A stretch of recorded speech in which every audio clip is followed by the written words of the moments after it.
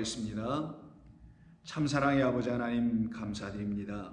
오늘도 저희들은 이 하루를 주님께서 우리에게 베푸시는 긍휼과 자비와 사랑의 손길로 인하여 오늘도 주님께서 원하시는 삶으로 지어져가는 이 땅에서의 또 다른 우리 주님이 주시는 축복의 하루가 되게 하실 줄로 믿습니다.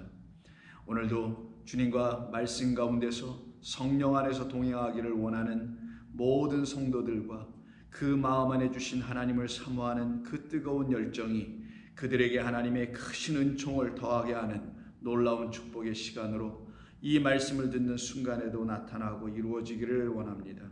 주시는 말씀을 통해서 주님을 만나는 귀한 시간 되게 하실 줄로 믿고 예수님의 이름으로 기도드립니다. 아멘. 저희 하나님 말씀 나눕니다. 계속해서 이사야, 오늘은 55장 6절과 7절입니다. 이사야 55장 6절과 7절 두 절을 보겠습니다. 찾으셨으면 같이 한 목소리로 이 말씀을 먼저 봉독합니다. 너희는 여호와를 만날 만한 때에 찾으라. 가까이 계실 때에 그를 부르라. 악인은 그의 길을, 불의한 자는 그의 생각을 버리고 여호와께로 돌아오라. 그리하면 그가 긍휼히 여기시리라. 우리 하나님께로 돌아오라. 그가 너그럽게 용서하시리라. 아멘. 우리 그리스도인들에게는 오늘 본문의 이 말씀처럼 여호와를 찾아야만 하는, 또 여호와를 불러야만 하는 그와 같은 성도로 새롭게 지음을 받은 하나님의 긍휼과 은총으로 용서받고 구원받은 백성들입니다.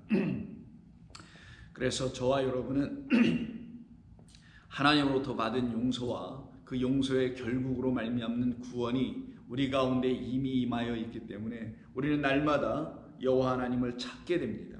나를 구원하시고 나를 건져내신 우리 사랑의 주님을 부르게 됩니다. 에노스 때부터 비로소 하나님의 이름, 여호와의 이름을, 그의 이름을 불렀다고 하죠. 마찬가지입니다. 죽을 자라는 의미를 갖고 있는 우리, 즉 그런 존재들인 에노스적인 우리들이 드디어 산자가 되었을 때 생명을 하나님께로부터 넘겨받고 하나님이 주심으로 그것을 갖게 되어서 십자가를 통해서 우리에게 그리스도 예수로 말미암아 우리에게 넘겨주신, 새롭게 주신 그 하나님의 참된 생명을 갖게 된 이후에 에노시적 존재가 끝이 나고 여호와의 이름을 비로소 부를 수 있는 자들, 산자들이 되어 산자들의 하나님을 찾게 되는 삶이 성도들에겐 반드시 일어나게 되어 있습니다. 그들을 놓고 하나님께서는 아모스 4장을 통하여서 뭐라고 말씀하시냐? 오늘 이 본문에 이사야 55장 6절과 7절에서 여호와를 찾고 부르는 자들 또한 어떤 말씀부터 시작된 것이냐면은 목마른 자들에게서부터 시작된 것이잖아요. 그 목마른 자들은 하나님께서 부르셔서 당신에게 오게 하셔서 그곳에서 당신을 통하여 듣게 하시니 내게 와서 내게 들으라. 그러면 물을 얻게 되며 양식을 얻게 되죠. 그와 같은 일이 일어나야 하는 것을 우리에게 알려주시려고 때마다 시마다 당신의 선지자들을 보내셔서 목마른 자들을 불러내십니다. 그래서 여러분도 아시다시피 아모스 4장은 익히 우리에게 잘 알려져 있는 본문의 말씀이죠. 4장 6절 또 내가 너희 모든 성읍에서 너희의 일을 깨끗하게 하며 너희의 각 처소에서 양식이 떨어지게 하였으나 너희가 내게로 돌아오지 아니하였느니라. 오늘 본문에서 뭐라고 합니까? 여호와께로 돌아오라, 내게로 돌아오라 라고 하시죠. 너의 악한 길과 너의 그 생각들을 버리고 나에게로 돌아오라. 그러면 내가 너희들에게 긍휼을 베풀어 너희를 용서하리고 하시겠다라는 말씀을 주시죠. 그런데 그 말씀을 들은 자들은 다 목마른 자들이라는 것입니다. 양식 없는 자들이죠. 그래서 양식을 다 떨어뜨리게 하십니다. 양식을 떨어뜨리게 하려니 땅에 물이 없어야 되겠죠. 비가 내림이 그쳐야 되겠죠. 그래서 7절에 또 추수하기 석 달 전에 내가 너희에게 비를 멈추게 하여 어떤 성읍에는 내리고 어떤 성읍에는 내리지 않게 하였더니 땅 한 부분은 비를 얻고 한 부분은 비를 얻지 못하여 말랐음에 두세 성읍 사람이 어떤 성읍으로 비틀거리며 물을 마시러 간즉 만족하게 마시지 못하였으나 너희가 내게로 돌아오지 아니하였다 라고 말씀합니다. 계속해서 하나님께서는 다 충분히 마시지도 못한 너희가 이제 맛을 한번 본 상태, 그런데 근본적으로 다 해갈할 만큼, 그 목마름을 해갈해 줄 만큼의 충분하고 완전한 그런 물을 마시지도 못하였는데 너희들은 또 나를 떠나 가버렸다라는 거예요. 그래서 하나님께서 아모스 4장 9절에서 또 말씀하시죠. 내게로 돌아오라. 그런데 너희가 내게로 돌아오지 아니하고 있구나. 그래서 하나님께서 그들을 돌이켜 당신에게로 오게 하시려고, 그 말은 당신의 긍휼로 그들을 구원하여 그들을 살려내시려고 그들에게 보내신 것이 바로 재앙, 전염병, 대베르라는 것입니다. 그리고 칼이라는 것이죠. 그것으로 그들을 하나님께서 깨우쳐 주시게 하신 것입니다. 그런데도 그들은 돌아오지 않다라는 게 10절에 너희가 내게로 돌아오지 아니하였느니라. 계속 돌아오지 않습니다. 왜 이렇게 돌아오지 않을까요? 그들은 자기들의 생각과 자기들의 길이, 그 생각에서 나온 그 길이라는 것이 맞다고 생각하고 있었기 때문에 돌아오지 않으려고 합니다. 그때 하나님께서 아모스를 통해서 이렇게 선포해 주십니다. 그러므로 이스라엘아, 내가 이와 같이 내게 행하리라. 내가 이것을 내게 행하리니 이스라엘아, 내 하나님 만나기를 준비하라. 오늘 본문에서도 하나님께서 만나주시는 이야기가 나오는데요. 만나줄 것이니 너는 나를 만날 만한 준비를 하라고 하네요. 그럼 그 준비는 또 어떻게 우리가 할 수 있나요? 그것 또한 우리 하나님께서 준비시켜 주셔야 우리는 준비가 된 자가 되어서 여호와 하나님을 만날 수 있게 되는 것입니다. 그래서 예레미야, 여러분 잘 아시는 예레미야 33장 2절 이하에서도 이렇게 말씀하죠. 일을 행하시는 여호와, 이게 바로 하나님께서 준비하시는 것입니다. 우리가 스스로 준비 못한다니까요. 우리는 고작 준비하라고 하면 마음을 깨끗하게 하고 뭐 이런 것들로 준비하려고 애를 써보죠. 그 마음은 이미 하나님의 마음이 아닌 상태이기 때문에 우리가 아무리 애를 써도 깨끗하게 할 수가 없거든요. 여호와 하나님께서 어떤 일을 우리 안에서 행해 주셔야만 됩니다. 그래서 일을 행하시는 하나님 여호와라는 말을 쓰게 되는 겁니다. 그것이 바로 하나님께서 준비하시는 일이죠. 예를 들어 아브라함에게 너 이삭을 데려와서 이삭을 번제물로 드리라 할 때 이삭이 묻잖아요. 아버지한테, 아버지, 아니 우리가 나무도 있고 불도 있고 다 있는데 가장 중요한 이 번제에서 가장 중요한 아니 제물은 어디 있습니까? 라고 물어봤을 때 아브라함 그 아버지가 아들인 이삭에게 대답해 준 것이 바로 이것이잖아요. 여호와 하나님께서 이래 준비해 주실 것이다. 다른 말로 하면 보여줄 것이다. 하나님께서 예비해 주셨다. 그 말은 하나님께서 일하고 계신다라는 뜻이에요. 그래서 일하시는 여호와는 준비해 주시는 여호와, 우리는 그 준비하시고 일하시는 하나님이 향하신 모든 일이 어떤 일이었는지를 라는 보는 겁니다. 보면 그것이 무슨 뜻인지 알고는 눈을 통하여, 본 눈을 통하여, 들은 귀를 통하여 우리 안으로 들어오죠. 그래서 우리 안에 들어오게 되게 하시는 것, 이게 바로 하나님이 행하시는 일을 보는 것이에요. 그러면 자기 안에 들어왔으니 자기 안에가 어떻게 되겠어요? 이제는 하나님이 행하시는 모든 일들, 우리를 부르시는 일들, 만나기를 원하시는 그 모든 일들이 우리 안에서 준비가 다 되겠지요. 그것을 깨달음이라고 하는 거예요. 그 깨달음은 곧 이꼴 준비하심이에요. 하나님께서 그런 일들을 우리 안에 다 갖게 하시려고 이미 창세 이전서부터 준비해 놓으시고 창세 이후에는 그것을 설명하여 우리에게 알려주신 것뿐인 것입니다. 그래서 일을 행하시는 여호와, 그것을 만들며 성취하시는 여호와, 그의 이름은 여호와라 하는 이가 이와 같이 이르시되 너는 내게 부르짖으라. 오늘 본문에서 나오죠. 부르짖는다는 말 나옵니다. 내가 내게 응답하겠고 내가 알지 못하는 크고 은밀한 일을 네게 보이리라. 그럼 여기서 우리가 봐야 될 것은 은밀한 것이라니, 이게 감추어졌다는 의미거든요. 보이지 않는 것이라는 의미이기도 하고, 우리의 눈으로는, 사람의 육의 눈으로는 볼 수 없다라는 것이고, 좀 더 우리에게 이해할 수 있는 말로 다시 이 말씀을 이해해 보면은, 풀어보면, 우리의 육적 생각으로서는 하나님의 은밀한 일을 볼 수 없다라는 거예요. 그럼 우리의 눈의 비늘이 마치 바울의 눈에서 비늘이 거쳐진 것처럼 성령의 도우심을 통하여 그 비늘이 제거가 될 때 하나님의 그 은밀한 일들이, 감추어진 모든 일들이, 하나님이 하신 창세 이전에 있었던 영원 속에서 하신 모든 일들이 보여지게 됩니다. 그러면 영원 속에서 하셨다라는 것도 믿어지게 되죠.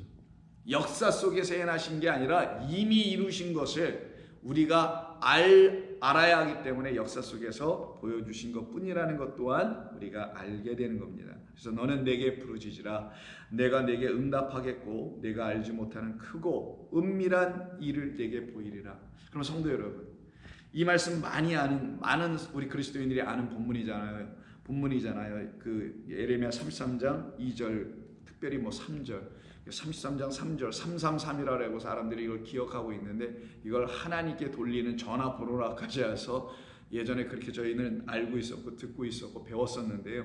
좋습니다. 하나님을 찾는 거지요. 그런데 여기서 하나님을 찾는 자들에게 나타나야 될 일들은 바로 하나님의 크고 놀라운 은밀한 일인 것입니다. 그 일을 우리에게 알려주시려고 하나님께서는 이렇게 말씀하신 거예요. 너희는 내게로 돌아오라. 또는 너희는 나를 찾으라. 또는 너희는 나를 부르라. 이렇게 말씀하신 것입니다.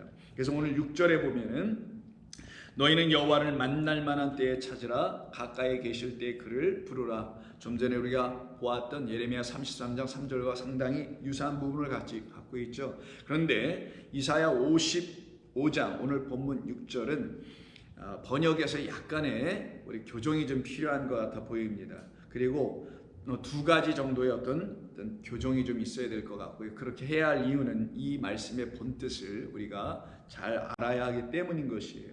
그 본래의 뜻대로 알지 못하면 결국은 우리의 생각과 마음대로 또 이 말씀을 취합하여 결국은 취하게 되기 때문입니다. 그것은 아주 위험한 것이며 그릇된 일이기 때문이에요.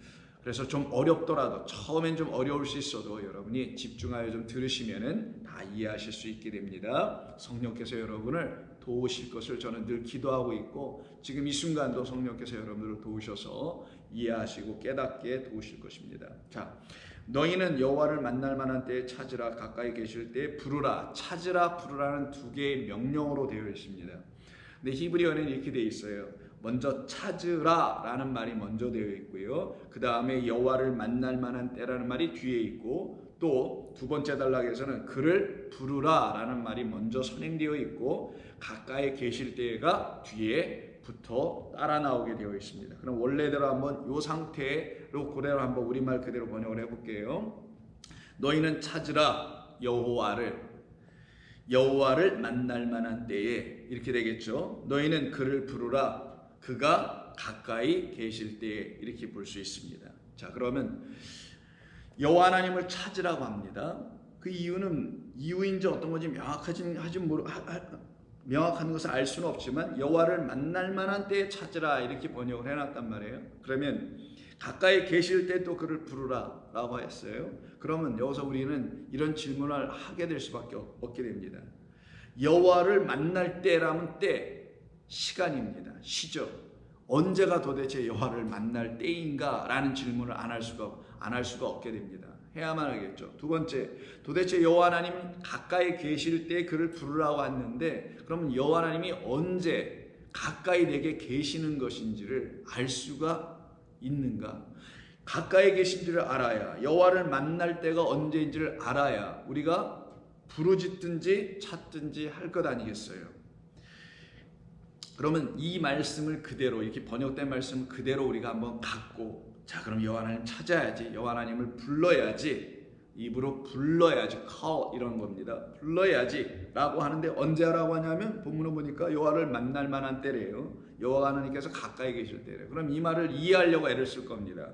어떻게 이해하게 되냐면, 여호와를 만날 만한 때는 아마 우리의 삶이 힘들고 어떤 역경과 우리가 스스로 헤쳐 해결해 나갈 수가 없는 크나큰 어려움과, 혹은 인간 스스로가 감당할 수 없는 엄청난 고뇌와 어떤 아픔과 어떤 등등의 그러한 일들이 우리 가운데 벌어졌을 때에를 혹시 여호와를 만날 만한 때라고 생각하지 않을까요?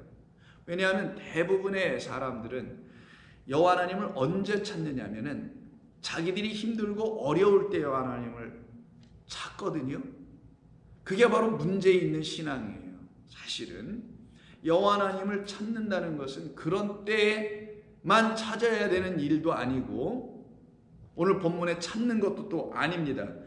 이제 만나는 것, 만날 만한 때라는 것은 도대체 그런 때에 우리가 여호와 하나님을 만나야 하는 것인가? 힘들고 어렵고 고통이 있고 이럴 때 여호와 하나님을 만나야 하는 것인가? 그래서 만날 만한 때는 지금이에요, 성도니.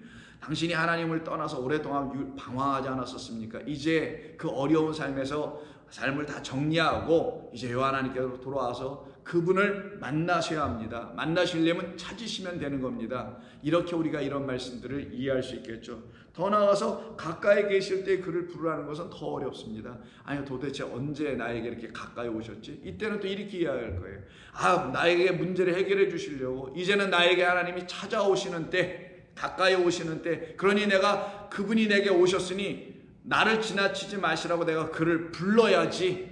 그러면 하나님께서 내 음성을 들으시고 나를 불쌍히 여겨주셔서 내 소원과 기도를 들어주실 거야 라고 하는 차원으로 이해할 수 있도록 혹시 우리말 성경인 6절은 그렇게 우리에게 그런 이해를 갖도록 번역한 것은 아닐까, 또 번역이 또 그런 이해를 갖게 한 것은 또 아닐까라는 생각이 듭니다.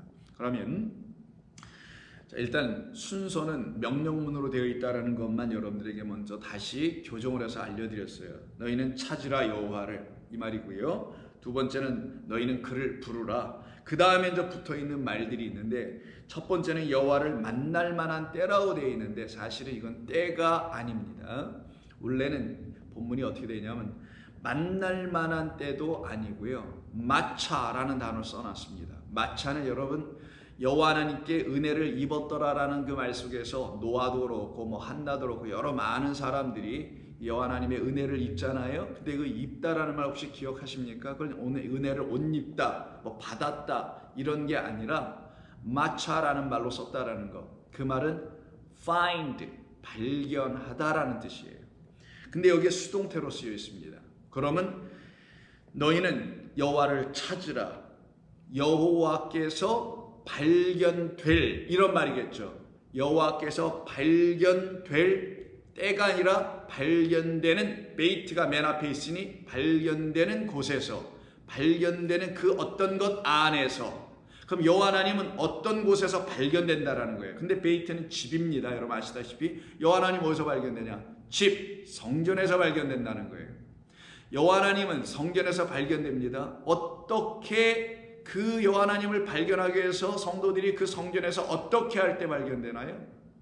그것을 모르고 이스라엘 백성들은 그 어떻게 해야 되는지 이렇게 알고 있었어요. 어떻게 알고 있었냐면 예배와 제사와 절기를 드리는 것으로 성전에서 그렇게 예배하고 그렇게 제사를 드리면 여호와 하나님을 만나거나 찾거나 뭐 부르짖거나 하는 이 과정을 통해서 발견하는 줄 알았거든요. 근데 우리 예수님께서 뭐라고 합니까?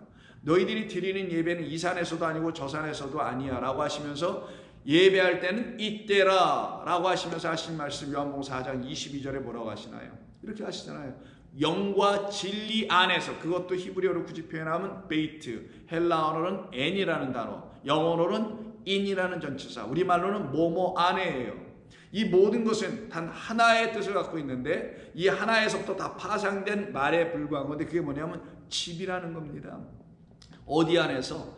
영을 담고 있는 그곳 안에서, 진리가 있는 그곳 안에서, 거기가 집이에요. 그럼 집에서 나오신 분이 있죠. 베레시트라고 기억나시나요? 성경 공부에서 베레시트는 그 집에 머리를 두고 있었던 영원하신 아버지의 그 나라, 하나님의 나라라는 그 집의 머리, 거기에 왕으로 계셨던 그 분 그리스도 예수께서 그 머리가 바깥으로 나오는 걸 갖다가 베레시트의 첫 번째 일이라고 했었죠. 그 나오신 분 뭐라고 했어요? 그게 아들이라고 했습니다. 그래서 그 아들은 안에 있었던 아들이 밖으로 나와 우리로 하여금 볼 수 있는 아들로 이 땅에 오시는 그리스도라는 사실, 그분을 갖다가 머리라고 하고 우리의 남편이라고 하고 교회의 머리라고 하시는 겁니다.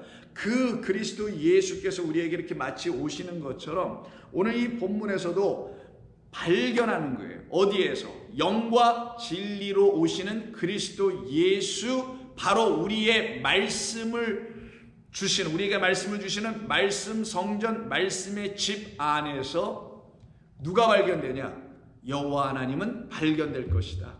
너희는 찾으라. 뭘 믿고? 여호와 하나님께서 그곳에서 발견될 것을. 어디에서? 성전에서. 어느 성전? 율법으로 지어든 돌로 지어놓은 그 성전이 아니라 하나님의 말씀이 육신에 오신 그리스도 예수라는 그 몸 성전에서 우리를 당신의 진리와 영을 우리에게 주심으로써 우리를 하나님을 알게 하는, 하나님을 발견하게 하는, 결국은 하나님은 우리 안에서 발견되어야 할 분임을 알고 너희는 찾으라 라고 하신 겁니다. 하나님은 결국 영과 진리를 통해서, 성령과 진리의 말씀을 통해서 우리가 그 말씀을 듣고 깨달으면 우리 안에서 아, 그분은 이런 분이시구나 라고 어떻게 되겠어요? 새롭게 발견되잖아요. 발견된다는 말은 결국 깨달아, 알아, 내 안에 갖게 되는 거죠. 그래서 그를 보지 못했음에도 불구하고, 왜? 보이지 않는 하나님이니까 마치 거울과 거울을 맞대고 보는 것처럼, 얼굴과 얼굴을 맞대고 보는 것처럼, 처음은 희미했으나 얼굴과 얼굴을 맞대니 이제는 명확해지죠. 처음에는 거울과 거울이에요. 거울과 거울은 율법으로 내가 맞대고 보는 시간입니다.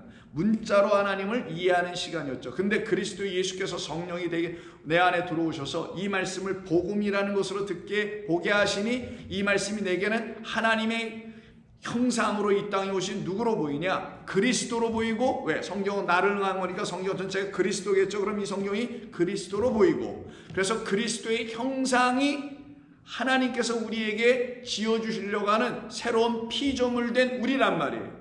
그 형상으로 딱 보이니 얼굴과 얼굴로 맞대어 보는 것 같다라고 하시는 거예요. 진리의 성령이 오시게 되면 그 말씀이 첫 번째 6절의 상단 부분에 있는 것입니다. 그래서 너희는 찾으라, 찾으라. 여호와 하나님께서 너희 안에서 영과 진리 안에서 발견될 것이다라는 의미를 갖고 있는 것이고요. 두 번째는 그를 부르라. 그러면 여호와 하나님이 누구신지 영과 진리 안에서 발견이 돼요. 내 안에서. 그럼 어떻게 돼요?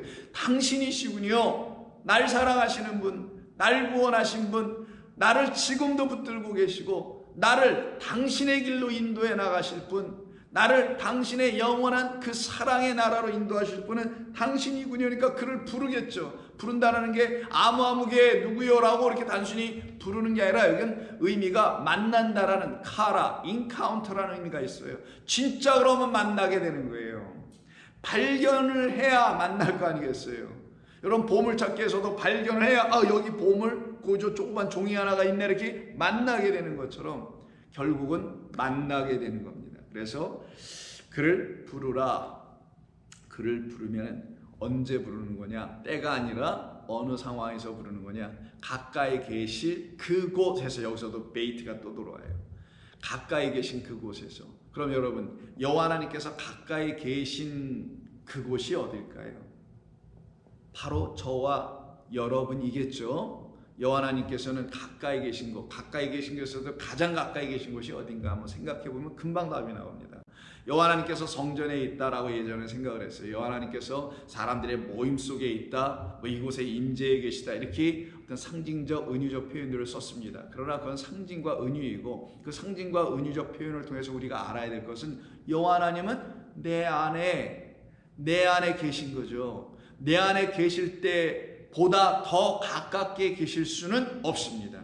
내 밖으로 나가시면은 나에게서 가까이 계신 분이 아니에요. 가장 가까이 계신 분이 가장 가까운 사람이고 가장 친한 사람이죠. 그래서 가장 친하고 친한 사람은 옆에 있는 정도가 아니라 아예 안으로 들어와 계셔야 완전히 가까이 계신 분이고 그가 가장 친한 존재가 되겠죠. 그럼 안으로 들어왔다라는 건 우리와 하나가 되시는 거예요. 그래서 여호와 하나님께서 가까이 계신 그곳, 너의 안에, 우리들 안에 계실 때 그를 찬송하며 그를 부르게 될 것이다 라는 말이 되어 있는 것입니다. 그런 일이 먼저 6절에서 이루어져야만이 7절의 말씀이 우리 가운데 이루어지게 된다는 거예요. 그때 여호와 하나님이 내 안에서 발견돼요. 영과 진리를 갖고 계신 분이 발견되네요. 참된 것을 갖고 있는 분이 발견됐다라는 거예요. 그리고 그는 내 안에 계심을 알게 됐어요. 그럼 내 안에 들어오신 그 여호와 하나님께서 영과 진리로 나를 어떻게 하시겠어요? 비춰주시겠죠. 너 아무개 너는 이렇게 살아왔어. 너는 이런 생각을 하면서 이런 길을 향하여 너는 달려가고 있었던 사람이야 라고 하나하나 보여주시겠죠. 쫙 보여주십니다. 하나도 빼놓지 않고 모조리 다 보여주시죠. 그때 그 하나님이 보여주신 내 안에서 발견해 주신 것, 그래서 내가 정말 보게 되고 찾게 되고 만나게 된 게 뭘까요? 1차적으로 나는 죄인으로서이다죠. 하나님께서 우리 안에 들어오셔서 하시는 첫 번째는 사망의 그늘, 흑암의 그늘, 그 권세 아래 놓여 있는 자 저와 여러분이었던 겁니다. 그들을 놓고 7절에서 뭐라고 하냐? 악인이라고 합니다. 그들을 놓고 7절에서 뭐라고 하냐? 불의한 자라고 합니다. 악인과 불의한 자, 악인은 그의 길을 버리고 불의한 자는 그의 생각을 버려라. 이들은 반드시 버릴 거라는 거예요. 여긴 버리고라고 명령으로 썼지만 버릴 것이다가 맞아요. 그들은 악인은 그의 길을 버릴 것이며 불의한 자는 그의 생각을 버리게 될 것이다. 왜? 하나님이 비춰주셨으니까. 너 그 악을 갖고 있었잖아. 그래서 내가 너 안에서 발견되지 않은 거잖아. 근데 내가 너에게, 그리고 너의 안에서 내가 발견되어야만이 나라는 생명을 내가 갖게 될 것이니, 그럼 너는 살아나게 되는 일이 벌어질 것이니, 내가 너희에게 발견되기 위해서 내가 너희 안에 들어가주는 나의 일, 여호와의 일, 그 준비하시는 모든 행하심의 일이 너에게 지금 일어나게 한 거야. 그걸 갖다 은혜라고 합니다. 왜 은혜라고 해요? 그걸 갖다 긍휼이라고 합니다. 왜 긍휼이라고 합니까? 그리스도인들이 알아야 될 긍휼과 은혜는 나는 생각지도 못했는데 하나님께서 나 같은 존재에게 찾아오셨네. 근데 찾아오셔서 나의 불의와 나의 악한 모습을 다 들춰 보여주셨을 때, 아니 이런 나에게조차요, 이런 나를 그냥 지나치셔도 내가 뭐라고 할 말이 없는 것인데 이런 나에게 찾아오셨다고요? 그럼 하나님의 은혜와 정말 그 긍휼을 아는 사람들은 뭐부터 알았다라는 거예요? 어떤 것부터? 자기의 악함을 알았을 때, 자기의 불의한 것을 알았을 때, 그 악과 불의가 하나님을 거절하고 거역하고 배역하는 그 죄악 가운데 있었던, 그래서 사망 가운데 던져질 수밖에 없는 그런 자였다는 사실을 철저하게 알았음에도 불구하고 그런 나에게 하나님이 찾아오셔서 내 안에서 가까이 계시고 내 안에서 나로 하여금 보라고 하시면서 그 하나님이 마치 숨바꼭질하듯이 발견되어 주셨다는 것이 은혜인 것입니다. 그리스도인들의 은혜는 여기에서 방점을 찍어야 되는 거예요. 다른 이 세상에 보이는 것들, 소위 도와주는 것, 하나님 무슨 문제를 해결해 주시는 것, 그런 것 정도로 하나님의 은혜가 여러분의 신앙의 방점이 되어서는 안 된다라는 거예요. 만약에 그럴 거라면, 우리는 만약에 그런 것이 하나님의 영원하신 은혜라면 여러분, 우리는 병들으면 안 됩니다. 그리스도인들은 잘못되면 안 됩니다. 사업 같은 거 망해서도 안 되고요.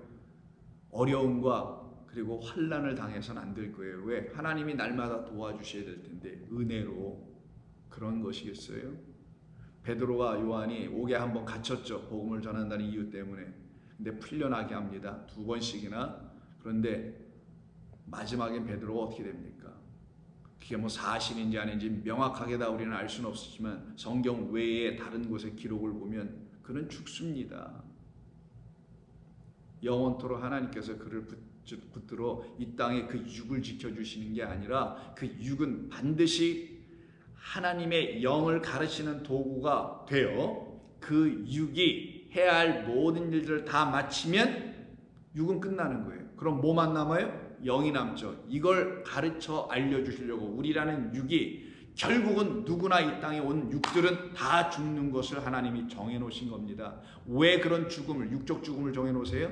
진짜 육적 죽음이라는 우리의 인간의 생각, 육적인 생각, 인간의 판단, 육적인 판단, 그 모든 것의 끝을 내어주시려고 육적 죽음이라는 게 있음을 통하여 가르치신 것뿐이에요.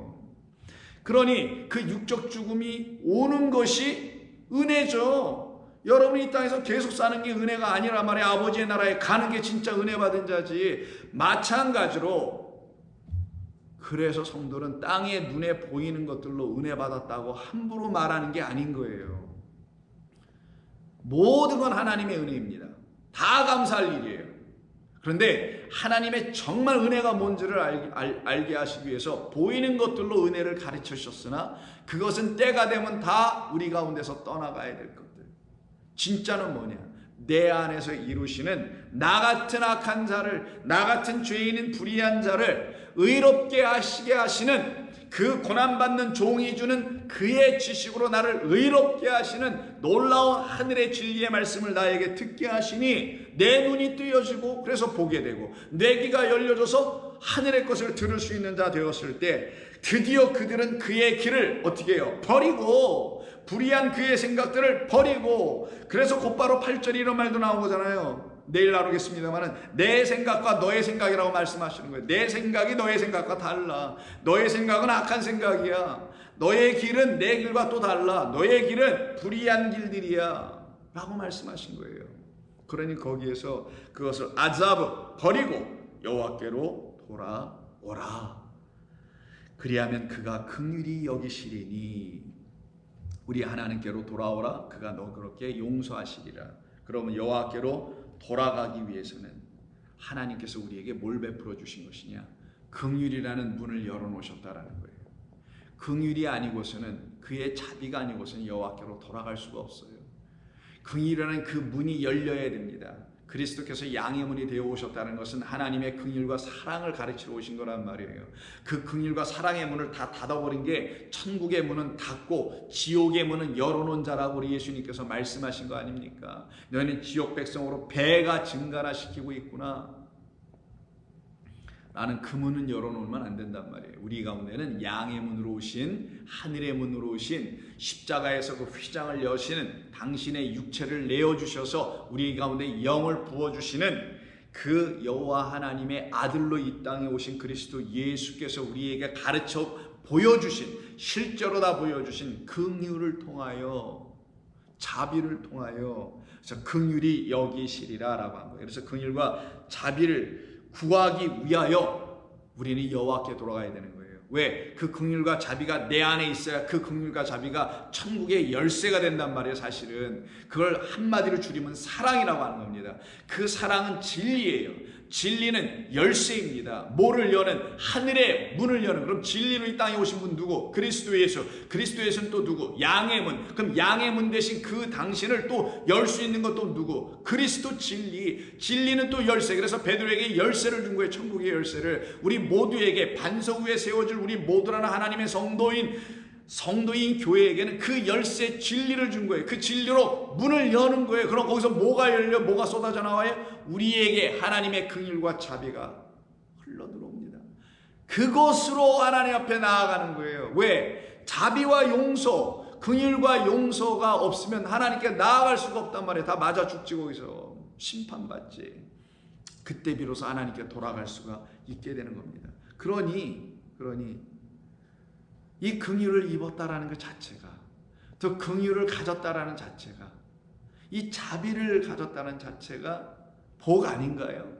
그리스도인에게 복이 도대체 뭐겠어요? 이 세상의 복과 다른 거 아니겠어요? 세상에는 여러분도 복을 누리고 살아요. 이 세상에서 복 없는 사람이 어디 있어요? 그 복이, 세상의 복들은 차등이 있을 뿐이어서 내가 복 받은 것 같지 않은데 라고 생각하게 만드는 차별화된 복, 차등의 복, 이런 것들 때문에 나는 저 더 높은 복을 가져야 되는데, 저 위에 있는 저 좋게 보이는 저것을 좀 가져야 되는데, 그걸 못 가지면 복 받은 자가 아닌 것으로 말하는 게 이 세상의 복이잖아요. 성도가 그런 복을 갖는 건가요? 아니죠. 차등화되어 있는 복이 아니라 우리에게는 단 하나의 복, 영원한 복, 영생이라는 그 복을 갖는 거거든요. 그러니 그 복은 바로 이 긍휼을 통해서 우리에게 오는 거예요. 그래서 여러분 잘 아시는 예수님께서 하늘의 문을 여신다는 것을 알려주려고 산상순 마태복음 5장에서 산에 오르사 그 입을 여시죠. 그러니 하늘이 풀려지기 시작하잖아요. 하늘의 뜻들이. 그러면서 심령이 가난한 자서부터 쭉 해서 복이 있나니 라고 해서 소위 팔복이라는 8개의 복을 쭉 말씀하실 때 7절에 이 말이 나옵니다. 오늘 본문에서 우리 하나님을 찾아야 되는 자들, 악한 길에서, 악한 생각, 불의한 생각에서 나와야 될 그 모든 사람들에게 일어나는 하나님의 축복은 하나님께 돌아가게 하는 그 문 열림은 긍휼에 있었다 그랬죠. 우리에게 베푸시는 긍휼에서 7절 긍휼히 여기는 자는 복이 있나니 그들이 긍휼히 여김을 받을 것이며. 여기서 긍휼히 여기는 자라고 했는데 이 말은 긍휼히 여기는 자라는 건 내 안에 긍휼이 있다라는 거예요. 긍휼은 사람이 생각하는 그런 긍휼이 아니에요. 아유 저 사람 측은지심이라는 말이 있잖아요, 여러분. 그런 측은지심, 불쌍한 사람을 보면은 그 사람을 도와주고 싶은 그런 그 사람에게 끌려가는 지심이라고 해요. 끌려가고 그에게 은혜를 어떤 것을 좀 베풀어주고 싶은, 도와주고 싶은 이런 마음이 우리가 다 있죠. 그런 마음이 아닙니다. 여기서 긍휼은 하나님께서 우리를 향하여 갖고 계신 마음이에요.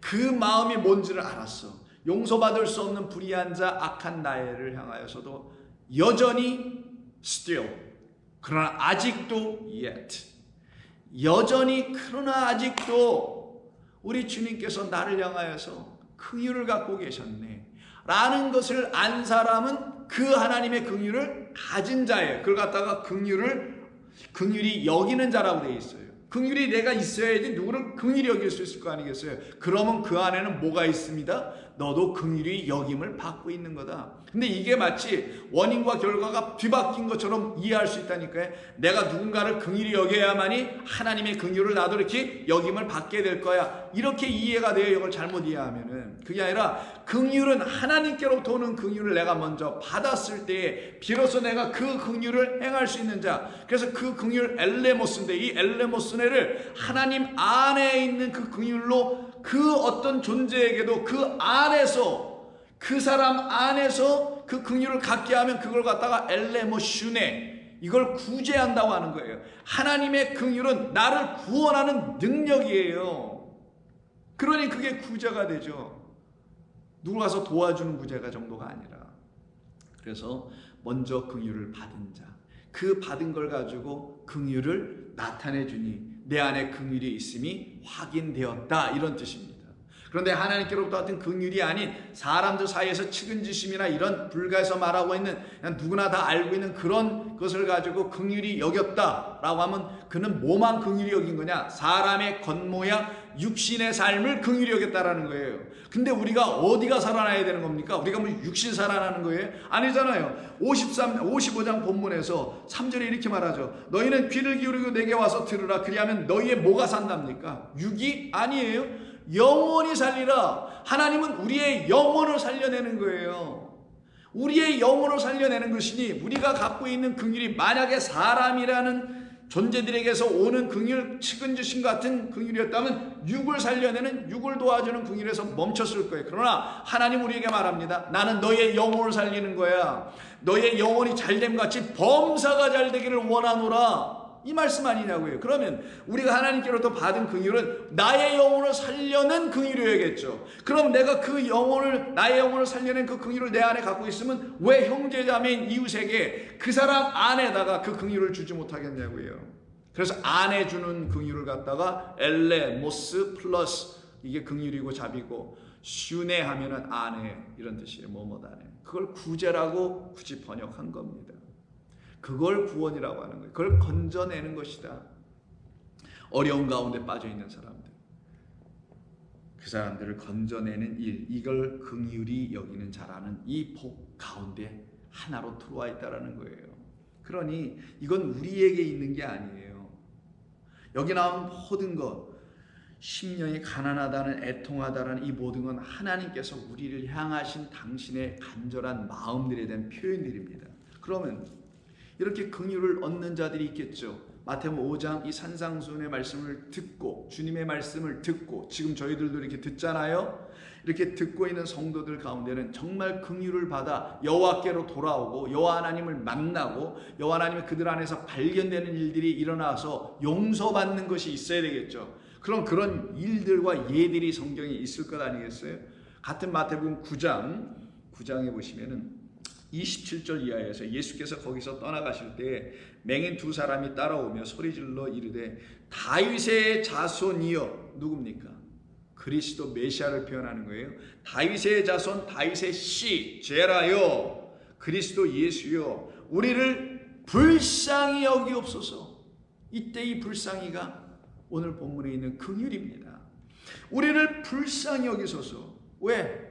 육적으로 눈이 감겼기 때문에 물론 불쌍히 여겨야 되겠죠. 그러면 측은지심으로 떨어지는 거고, 하나님께서 말씀하신 하나님만이 주시는 긍휼을 얻기 위해서 누구에게 구합니까? 다윗의 자손에게 구한단 말이에요. 그럼 다윗의 자손이 줄 수 있는 긍휼은 뭘까요? 이들을 긍휼히 여겨달라니까, 이들을 불쌍히 여겨달라니까, 이들을 향한 다윗의 자손이 해 주실 수 있는 긍휼, 베풀어 줄 수 있는 자비, 베풀어 줄 수 있는 불쌍히 여김은 뭘까요?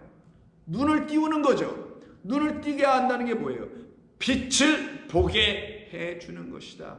그러면 왜 이들이 다윗의 자손이라는 말을 우리는 이해할 수 있게 되는 거예요.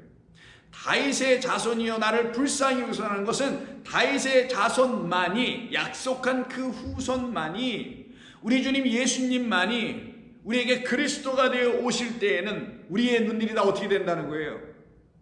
육적 눈으로 더 이상 보는 그 소경된 삶이 끝나고 우리의 눈이 열려서 영적인 눈을 가지고 하나님이 행하신 모든 일들을 새롭게 보게 하는 그 빛으로 다시 지어지는 것은 빛이 있으라. 누구에게? 저와 여러분에게. 누구를 통하여? 다윗의 자손 우리 주 예수님을 통하여 빛이 있으라.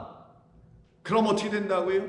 더 이상 육으로 보지 않아 이 세상을, 측은지심으로 세상을 살피지 않는다니까요. 세상이 말하는 그런 차원의 사랑으로 우리는 살아가지 않게 됩니다.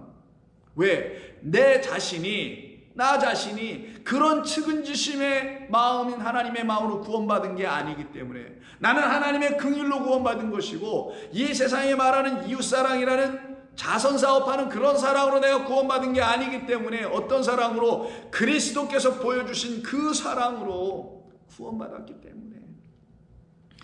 그래서 이 두 맹인이 눈을 뜨게 됩니다. 그 눈을 떴다라는 건 이런 일인 거예요. 28절 예수께서 집에 들어가시며 맹인들이 그에게 나아오늘 예수께서 이르시되 내가 능히 이 일 할 줄을 믿느냐? 도대체 어떤 일? 이들이 뭐래요? 우리를 불쌍히 여겨달라만 했어요. 눈을 떠달라, 뜨게 해달라 이런 말 없어요. 본문에 잘 읽자고요. 우리가 상식으로 우리의 기존의 어떤 관념과 체계와 어떤 틀 속에서 이들이 맹인이니까 눈을 뜨게 해달라나 보다, 이렇게 즉각적으로 이걸 이해하려고 해석하게 됩니다. 그러나 이들은 그냥 불쌍히, 엘레모스, 긍휼히 자비를 베풀어 주세요. 어떤 자비? 눈 뜨는 게 아니라 빛을 비춰달라는 거예요. 소경은 빛이 없어서 소경입니다. 맹인은 눈이 빛을 감지를 못해서 맹인인 상태일 뿐이거든요. 그럼 우리를 불쌍히 여겨달라는 말에는 나에게 빛을 달라는 말인 거고요. 그래서 그 모든 것을 다 뒤에다 놓고, 마치 감춰놓은 비밀처럼 놓고, 은밀한 것이기 때문에 그 모든 것은 하나님이 행하시는 일은 빛을 주는 거고, 우리에게 그 빛이 들어옴으로 하늘을 보게 하시는 일이기 때문에 그런 말들은 다 빼버리고 감춰놓고, 내가 능히 이 일을 할 줄을 아느냐? 대답하되 주여 그러하오이다. 도대체 어떤 일이요?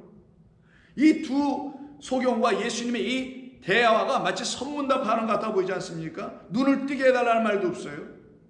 그냥 맹인이에요. 소경이라고만 돼 있어요. 그럼 불쌍히 여겨달라는 말만 했네요. 그럼 불쌍히 여겨주시는 게 누구의 일이라는 거예요? 내가 이 일을 할 수 있다고 너희가 믿느냐?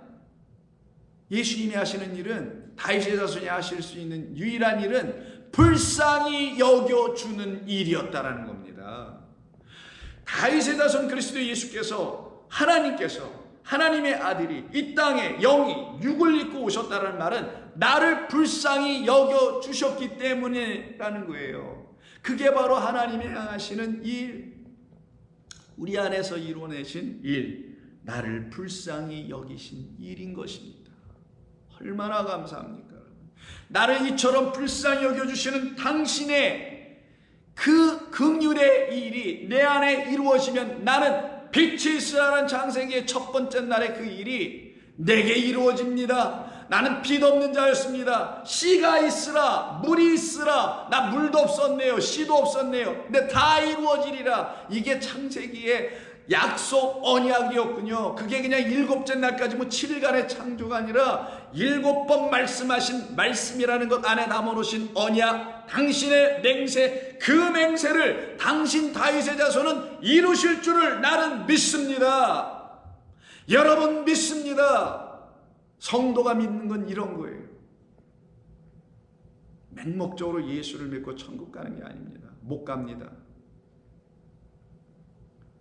예수님이 어떤 분인지를 알고 믿고 그분이 행하신 것이 무엇인지를 알고 믿게 하시려고 수많은 일들을 하셨지만 복음서를 기록하게 하신 성령께서 당신의 영을 그 기자들에게 부어주셔서 마태든 마가든 요한이든 누구든 부어주셔서 이렇게 필요한 것만 우리에게 기록해 주신 것이 요한복음 20장에서 뭐라고 해요?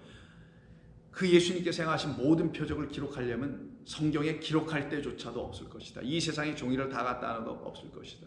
그럴 필요조차가 없다라는 거예요. 이건 표적이기 때문에 종이가 없어서 못한다는 건 아니고, 그러나 반드시 우리가 깨달아 우리 주님이 누구이신지를, 여호와 하나님이 무슨 일을 하셨는지를 알게 하는 데는 요나의 표적 하나만 있어도 됩니다. 성경은 많은 것을 아는 게 중요한 게 아니라 단 하나를 진리와 생명과 의와 사랑의 말씀으로 완전하고도 온전하고 철저하게도 처절하게도 깨달아 아는 것이 중요해요. 그게 여러분에게 들어오게 될 하나님의 거룩한 능력의 말씀이 되기 때문입니다. 그래서 이들이 불쌍히 여겨달라고 한 거예요. 두 맹인이. 여기만 있나요? 또 있습니다. 마태복음 15장 가면 21절 이하에 예수님께서 거기서 나가서 두로와 시돈 지방이라는 이방 사람들이 주로 살고 있는 바닷가 지역을 가세요. 가난한 여자 중 하나가 그 지경에서 나와가지고 소리질러 이르되, 이때도 똑같네요. 소리만 지르면 아까 뭐라 해서 카라, 너희는 부르라, 소리 지르란 뜻이에요. 오늘 본문에서 여호와를 부르라, 그가 가까이 계신 그곳 너희 안에 계실 때 그를 부르라. 이가 우리 예수님께서 이 여자가 있는 이곳에 오셨죠. 그의 안으로 들어가시는 과정인 것을 말하는 겁니다. 그때 이 여자 어떻게 해? 카라, 소리 질러, 불러. 어떻게 불러요? 똑같아. 맹인이 부른 것처럼 다윗의 자손이여 나를 어떻게 해달라고 했어요? 똑같이 불쌍히 여겨주소서. 왜? 내 딸이 흉악하게 귀신 들렸나이다. 더러운 영에 들렸나이다. 다이모니언, 더러운 말을 갖고 있는 자가 되어버렸습니다. 왜? 그는 내가 낳은 딸이니, 내가 갖고 있는 말로 낳은 딸이니, 그도 나도 나로 인하여 또 그도 결국은 다 귀신 들린 말들만을 갖고 있습니다라는 차원이죠. 그때 예수님께서 거부하시는 모습으로 나옵니다. 난 너 안 도와줄래? 마치 널 불쌍히 여겨주지 않을래? 라고 하는 것처럼 보여주죠. 근데 이 여인의 불쌍히 여겨달라는 그런 간구함 속에서 예수님께서 대답하시는 24절 보면은 나는 이스라엘의 집에 잃어버린 양 외에는 다른 데로 보내심을 받지 아니하였노라 하시니, 나는 다른 데로 보냄을 받은 게 아니야 라고 하시니 라는 말이 나와요. 그럼 이 여인은 해당되는 것과 더 보이지가 않죠. 그때 저를 도우소서. 당신은 나를 도우실 수 있는 다윗의 자손, 나를 불쌍히 여겨주실 수 있는 당신의 자손입니다 라고 하며 그 여인에게서 없었던 것, 발견되지 않았던 것, 그 여인의 식탁엔 없는 것, 그래서 잘못된 말 양식을 먹고 귀신 들린 상태가 되어버린 다 자기 자신과 자기의 딸을 놓고 말하는 그 상태를 뭐라고 하냐? 떡이라고 해요. 자녀의 떡을 취하여 개들에게 던짐이 마땅하지 아니하니라고 하시니까 여자가 말하되 옳소이다마는 개들도 제 중에 내 상에서 떨어지는 부스러기를 먹나이다. 예수께서 대답하시되 내 믿음이 크도다. 내 소원대로 되리라. 그 소원은 뭐예요? 나를 불쌍히 여겨달라는 그 소원대로 되리라. 그럼 그 불쌍히 여기면 뭐가 없다라는 거예요? 아까 그 소경에는 그 맹인들에게 뭐가 없었어요? 빛이 없었죠. 이 여인에게 뭐가 없어요? 왜 불쌍히 여겨달라고 그래요? 뭐가 없기 때문에? 떡이 없기 때문에. 떡은 양식이네. 아르투스니까, 레헴이니까 하나님이 주시는 양식, 그는 목마른 자들만 찾는 거거든요. 그걸 달라고 하니 그게 채워지는 것. 그러면 이 두 가지 예만 들어놓고 보시더라도 여러분께서 아시는 거잖아요. 아, 하나님의 긍휼이라는 것은 내가 1차적으로 그 하나님의 긍휼의 대상, 긍휼 받을 자가 되어야 되는데 나에게는 바로 그 빛이 없고 그 떡, 양식이 없어서 나는 하나님의 그 긍휼을 반드시 받음으로 그 떡과 그 빛을 다시 내가 회복하여 가져야 되는 것을 말하는 것이구나. 그러면 나는 여호와께로 돌아가게 되고, 그러면 나는 용서받게 되고, 그 떡으로 그 빛으로 나는 여호와 하나님을 보게 되는 것이구나. 그러면 나도 내 이웃에게 그 긍휼을 줄 때 측은지심으로 육적 삶에 주지 않고 그들의 영혼을 살려내기 위한 그 긍휼의 말씀으로 줄 때는 나도 그들에게 빛을 주고 그들에게 떡을 주는 자, 생명의 말씀을 주는 자 되는 것을 말씀하신 것이구나. 그러면 교회와 성도와 기독교라는 그리스도인들은 다 그 일을 하는 게 이 세상을 섬기는 일 아니겠냐고요. 그것을 지금 성경이 말하고 있는 것뿐이었던 것입니다. 그럼 이렇게 다윗의 자손을 찾고 여호와 하나님을 찾고 그리고 그의 이름을 부르는 자들에게 긍휼이 열려지니 그 긍휼이 그들에게 또 주어지니 그들 가운데는 하나님의 구원하심이 하나님의 찾으신 바가 나타나지 않겠어요? 그들의 악한 길을 버리고 악한 생각을 버리고 그들의 불의한 생각도 버리고 불의한 일도 다 버리니 그들은 그들을 향하여 선포된 하나님의 말씀 안에서 버림을 당하지 않은 자들로 바뀌어질 거 아니겠냐고요. 그래서 이사야 62장 11절에서 여호와께서 땅끝까지 선포하시되, 땅끝 바다에 사는 사람들, 그 바닷물에 여전히 빠져있는 사람들 말하죠. 너희는 딸 시온에게 이르라. 보라, 내 구원이 이르렀느니라. 보라, 상급이 그에게 있고 보응이 그 앞에 있느니라 하셨느니라. 사람들이 너를 일컬어 거룩한 백성이라 여호와께서 구속하신 자라 하겠고 또 너를 일컬어 찾은 바 된 자요. 또 뭐라고요? 버림받지 아니한 성읍이라. 아까 그 가나안 땅에 그 여자 귀신 들린 딸을 갖고 있는 사람에게 우리 주님 뭐라고 합니까? 나는 너를 찾으러 오지 않았어. 나는 잃어버린 이스라엘 집에 나의 그 양들을 찾으러 왔어. 그건 무슨 말이겠어요? 그 양들은 이스라엘 땅 안에, 예루살렘 성전 안에만 있는 거잖아요. 근데 왜 시돈 땅, 두로 땅, 이방 땅에 가서 그런 일을 하겠어요? 너희 살기는 예루살렘 땅에 살고 있지만, 성전을 출입하고는 있지만 너희들이 사실은 이방인들에 불과해. 나는 그 안에서, 성전 안에서 잃어버려진 나의 그 양들을 찾으러 온 건데 그 양들이 다 누구냐? 하나님의 말씀을 갖고 있으니, 성경을 갖고 있으니, 성전이 있으니, 율법이 있으니 다 어록인하고 있는데 여전히 그 떡을 먹지는 못하고 있네. 누구에게 줄 떡? 자녀들에게 줄 떡. 하나님의 자녀들이 먹어야 될 그 생명이라는 떡은 먹지 못하고 있는 그들을 위해 찾아오셨다는 거예요. 그때 그걸 깨달아 알면 당신은 바로 다윗의 자손이요, 나를, 그 떡을 나에게 주셔서 나를 불쌍히 여기실 유일한 분이십니다라는 걸 알 때 그 사람은 버림받지 않게 되는 거예요. 잃어버린 자가 더 이상 되지 않은 거예요. 그래서 잃어버린 양에게로 내가 왔다라는 말을 딱 귀여이 들었을 때 그 사람이 바로 납니다. 나를 찾아주소서. 내 안에 들어오시옵소서. 내 안에 가까이 오시옵소서. 그럼 나는 당신으로 말미암아 내가 누구인지 발견되며 당신은 나의 주인으로, 생명의 주로 내 안에서 마차 발견될 것입니다. 내 두 눈으로 분명히 보게 될 것입니다. 그걸 놓고 이사야 62장 12절이 다시 보면 사람들이 너를 일컬어 거룩한 백성이라 여호와께서 구속하신 자라 하겠고 또 너를 일컬어 찾은 바 된 자요 버림받지 아니한 성읍이라 하리라. 이게 용서의 완성, 이게 구원의 완성입니다. 그런데 이와 같이 하나님의 말씀을 들으면서 우리의 악한 길, 불의한 길, 생각들을 버리고 여호와께로 돌아오지 못하는 자들이 다 사실은 우리였고 이 땅에 모두가 다 그랬던 거 아니겠어요? 그러면 성경에는 또 그 하나님의 긍휼이 뭔지를 모르고, 그래서 그 긍휼이 무엇인지를 모르기 때문에라는 말은 그 긍휼이 내게 나타난 바 된 일이 없기 때문이라는 말과 같으며, 그 긍휼을 우리에게 나타나게 해 주시려면은 하나님의 말씀이 긍휼의 말씀이라는 것으로, 은혜의 말씀이라는 것으로, 다른 말로 하면 은혜의 복음이라는 것으로 가르쳐지는 일들이 일어나지 않은 경우의 삶들이 이 세상의 모든 사람들 아니겠어요? 그래서 그리스도께서는 바로 그 세상으로, 이 세상으로 오신 거니까. 그럼 이 세상에는, 성경 안에는, 이 세상 안에는 그러한 하나님의 긍휼을 갖고 있지 못한, 깨닫지 못한 사람들의 이야기들이 있겠죠. 그 이야기들은 내일같이 나누면서 그러나 그들이 바로 나 자신이었구나 라는 사실을 철저히 깨닫게 하시는 말씀으로 우리를 다시 찾아내시려고 이 땅에 오신 우리 주 예수님, 다윗의 자손이 누구이신지를 여러분이 다시 만나게 될 때, 나의 주님이 이런 분이었구나, 우리 주님 예수님은 이런 분이었구나, 내가 어찌 이분을 사랑하지 않을 수 있으랴, 내가 어찌 그를 부르지 아니할 수 있으며 내가 어찌 그를 찬송하지 아니할 수 있으랴 라고 여러분은 경험하시고 찬송하시고 감사하시게 될 것입니다. 함께 기도합니다. 하나님 고맙습니다.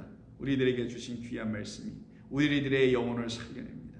우리들에게 주신 이 귀하고 놀라운 은혜의 말씀이 우리들의 심령을 굳건하게 세워주며 우리들의 영혼을 살려냅니다. 우리는 주님이 아니고서는 아무것도 할 수가 없습니다.